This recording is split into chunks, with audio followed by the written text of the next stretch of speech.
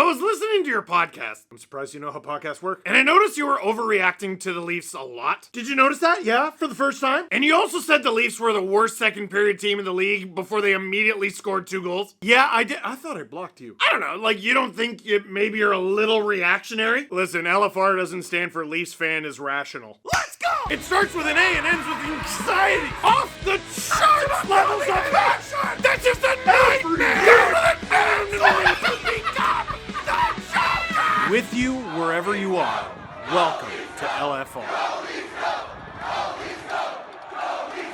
Victory, puppies! A Leafs win means $20 for the Humane Society of Durham Region. Our season total is up to 40. Leafs win 7-4 over the Nashville Predators. Not quite 9-2, but 11 goals just the same. A fun little get-right game. Let's talk about it. But first, NHL Fantasy Stars. Buddy, it's the NHL Fantasy app that everyone's got to play, and I've been getting lots of messages about it over the past week. Few people saying thanks for getting me into it. I saw there was a player who I'm actually going up against this week whose username was Maximum Domi. That's fantastic. It's just perfect. You can download NHL Fantasy Stars for free from the Apple Store and on Google Play. I've already told you that you could rip open gold packs, silver packs, base packs, and hope for a superstar card. I got one so far, and it's Brady Tkachuk, who is both Brady Tkachuk and hurt. My team's having a pretty good night. Let's take a look. I went pretty Leaf heavy. I got 3 guys. Johnny T had a great night. 3 points, goal, 2 assists,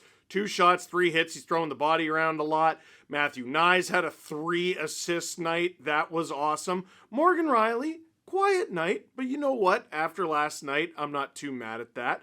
Calm her down a little bit. I got Jason Robertson, who didn't play tonight, but he's off to an unreal start this season. Ryan Hartman, cheap little sleeper, getting a lot of shots. Mackenzie Weegar, another guy who's always going to put up in every category, especially hits. And the Washington Capitals doing pretty well for me right now with my team card. I do need to get the Leafs in there. Come on, Steven. It's daily contests so you can join at any time. You can take on myself, Adam, Jesse, and now producer Drew. Can't lose to producer Drew. So once again, download NHL Fantasy Stars from the Apple Store, Google Play, or you can click the link in the description down below. You can't miss the logo. It's purple. Now, that was a fun game. There was a very brief moment where it wasn't, but for the most part, no stress. They go up 2-0. They're kicking Nashville up and down the ice to start the game. The most discouraging part of this game is the Leafs completely let their foot off the gas, let Nashville back into the game,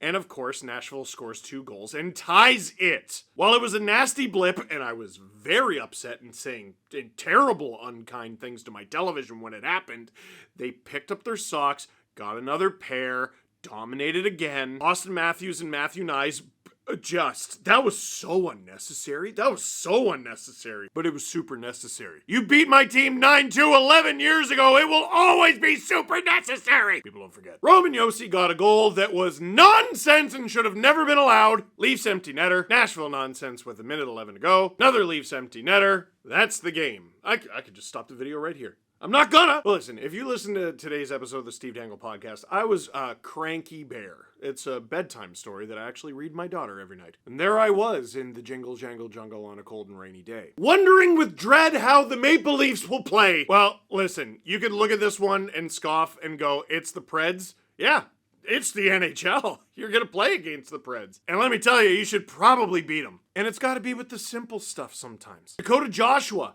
who I haven't liked so far. Good work along the half wall, gets it to Jake McCabe at the point. Now don't get me wrong, I'm happy this went in. Jiminy Christmas, this cannot go in. I mean, this is a nightmare. Even if Justus manages to make a stop here on this shot, Easton Cowan's doing a good job in front. He doesn't even need to have his stick on the ice for the rebound because Matthews is there. And in the end, Annunen was probably screened by one of his own guys. McCabe beats him. Hooray, 1-0 Leafs. Hey, remember last year when the Leafs D couldn't score? Funny I should mention that. Thanks me. Less than 5 minutes later. To me, kind of similar to the first goal, this is a great example of making their own luck. William Nylander, who needed to have a better game, and he did. Hands it off to Oliver Ekman-Larsson, who gets in there real sneaky-like. Now this goes off of the Nashville player and you can call that a fluky goal, and I mean, Annunen would probably call it that. How's he supposed to stop it?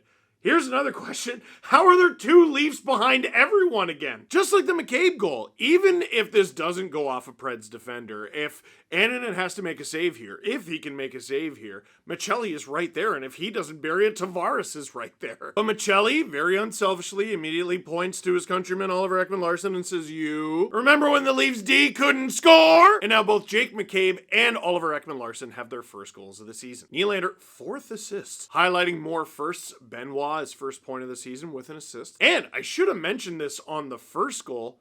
That's Dakota Joshua's first point as a Maple Leaf. The Predators clawed back a little bit by the end of the first period, but for the most part, sunny days. Nothing to complain about. Now, opening 4 minutes of the second period, I didn't like any of this. Listen, what should you do when you're not on a very good team? You are not a very good team, and also you're losing, and nothing's going your way. Go to the net! Michael McCarron, who is one of the biggest players in the league, goes straight to the net, but he's got Brandon Carlo on him, who's also kind of one of the biggest guys in the league, if you look at it. I don't want to have a go at the Riley-Carlo pairing here, because I thought Carlo actually did a pretty good job. To me, Calle Jarnkrok, who has had an extraordinarily good start to the season here, is late, and that's why McCarron was able to deflect this in, because there was a shot in the first place that probably should have never happened. Goes off of McCarron's hand, I think. He's able to bat it in, so it's actually a good goal, and now the Preds are on the board. A minute later! You know what? This was Caden Primo's first game as a Leaf, and I wasn't blown away. He was fine.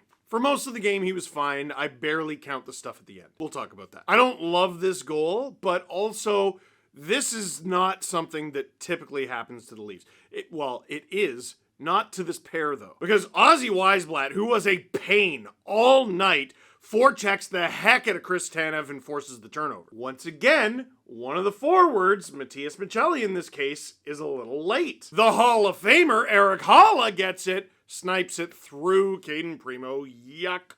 All around, and it's tied 2-2. Yuck, disgusting. The Leafs were one of the better second period teams in the entire NHL last season. Florida then made them awful, terra awful, horror awful, awful. Falafel. Oh, it's like that Cadre commercial we did years ago. Remember that? Paramount Fine Foods? I falafel all the time. You never heard that one? I was on the radio. You probably didn't hear it. I liked it. Where was I going with that? Awful. It was awful. Do I get falafel tomorrow? All the Thanksgiving leftovers are finally done. Anyway, buddy, it's concerning. The Leafs fancy themselves, or at least I know Craig Berube wants this team to be a hard forechecking team.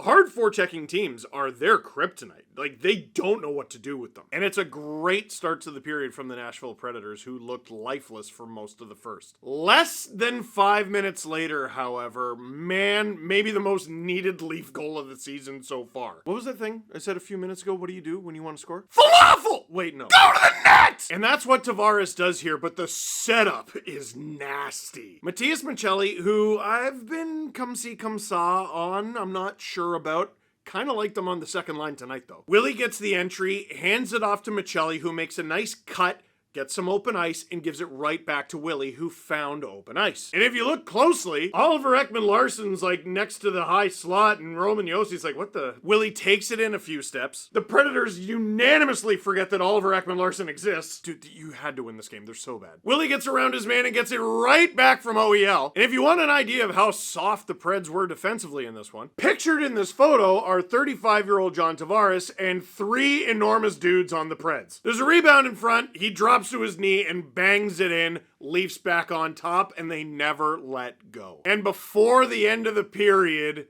oh you, I knew it. The Domi McMahon Robertson line should be called the just when I thought I was out, they pull me back in line. Oh, after the game against Detroit, I never wanted to see them take the ice again. Forgetting that this is a home game on a weeknight against a terrible team. Domi, Robertson, and McMahon were not always the greatest line last season. But oh my gosh, did they torch teams like Buffalo? Because they're good at some things, you know? OEL, a player who I criticized on today's show, gives a nice outlet to Nick Robertson, a player I criticized on today's show, who gave it to Bobby McMahon, a player I haven't criticized because he's looked fantastic. Stopped on the initial shot, buries the rebound. Bobby McMahon, pew, pew, pew, looks incredible to start the season, and we head into the third with a restored 2-goal lead. About halfway through the third, I don't know a ton about Justus. He's a goalie for the Preds. He was a goalie for the Colorado Avalanche. He ended up in Nashville because of a trade from last year.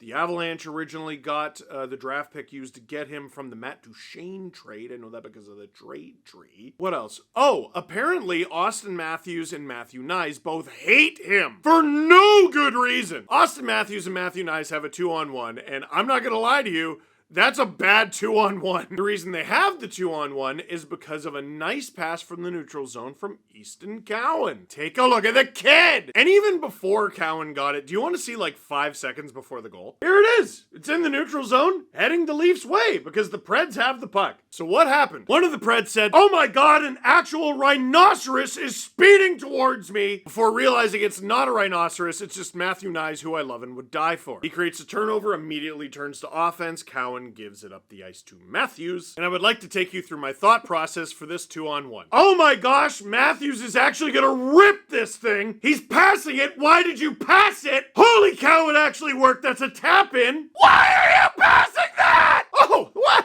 That's the sickest goal I've ever seen. Auston Matthews and Matthew Knies. Turns out you can still set up Auston Matthews after all. Easton Cowan gets his first career point, and that's a feel-good moment. You can relax a bit, and the kid gets a puck that you put some tape on. But then, I'm not gonna lie to you, Scotiabank Arena, too relaxed. Now, we're gonna grade on a curve, because very often that building can be a morgue, but I'm gonna throw it out there. I'm not necessarily anti-wave at a hockey game. I'm not pro, not anti. But let me just say this, and I can't believe that I need to say this to Leafs fans of all people. The wave is not a 3-goal lead activity. That might be a 4-goal lead activity.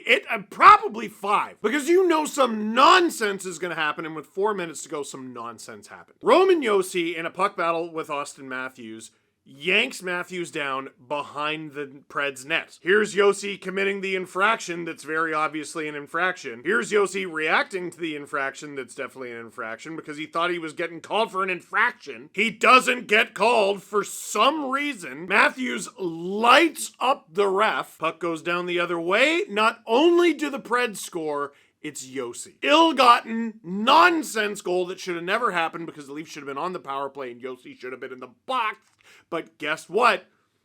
The wave is not a 3-goal activity. It is definitely not a 2-goal activity. And now the Preds, down 3, they're not going to pull their goalie. Down 2 they are. So they pull their goalie. Luckily, they're straight buns. I try not to take too many sayings from the youths, but buns makes me laugh a lot. Matthews puts it in.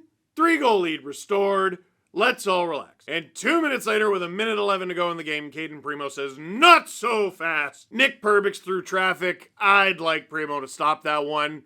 It also didn't really have an effect on the game, did it? You don't like seeing it. It comes up ugly on the stats. It ultimately had no effect on the game. They were up 2 goals with 1:11 to go. Jake McCabe picks up his first assist of the season on the William Nylander empty netter. Matthew Knies his 3rd assist of the game. William Nylander, his 2nd goal of the season, still hasn't got one past a goalie, whatever. Most notably, this one didn't end up in the back of the Leafs net because Knies was trying to find Matthews for a hat trick, like Matthews has never scored a hat trick before. Bro, win the game, I don't care. That's not even me saying that, that's Austin. He scored hat tricks before, it's his old hat. I didn't even mean to, but it's okay, it's alright. I got something that you gon' like.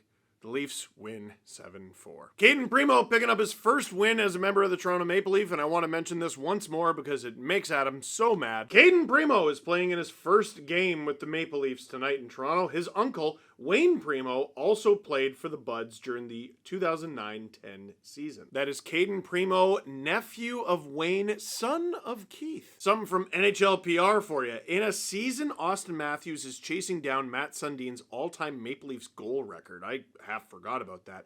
He passed another franchise legend on the club's all-time game-winning goals list. Matthews gets his 64th game-winning goal, passing Dave Keon, who had 63. Still got a ways to go for Mats, though. Sundin, 79. Questions. Did Cowan here go to the net? that and take it a little too literally. Okay, so we learned something important about Easton Cowan tonight. I already knew he could play. So I didn't learn anything from him picking up his first career point. He looked very good in the Detroit game. I think he should be a Leaf for at least the rest of this homestand, seriously. But he took 2 serious bumps in this game. He got hit into the post by Ozzy Weisblatt. That was greasy, and I hated it. Pop right back up, no reaction. And Philip Forsberg drilled the kid. Got right back up, no reaction. You're going to get smushed sometimes. He got right back up both times. Easton Cowan can take a hit. I like it. What's your most controversial Star Wars take? That Rogue One is my favorite Star Wars movie, and also women should be allowed. Just in general. There wasn't anything else to that statement. They should be allowed without people being really weird about it. Preds fan who watched my first Leafs home game in a while. Does the goal horn always do that? Felt like the operators were making it vibrate? ? Okay, so I need to know how you felt about it, because that's going to change how I feel about it.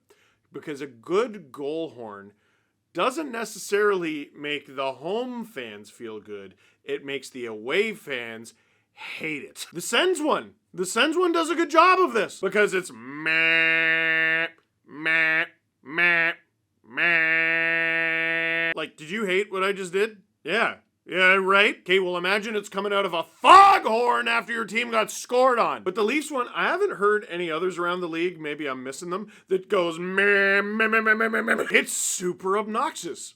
I like it. I don't know when they started doing that. It hasn't been that way for a very long time, but they do it after the Leafs score, so you could play just about any sound. You could play Ray Romano sighing, and I would probably be like, that's a great goal horn. William Nylander shoots, scores. Robert Austin Matthews toe drag release, scores. Anyway, want to tell you about 2 things before I go. Hey, have you picked up a copy of my book, Hockey Rants and Raves? Well, you should, because now it's out in paperback.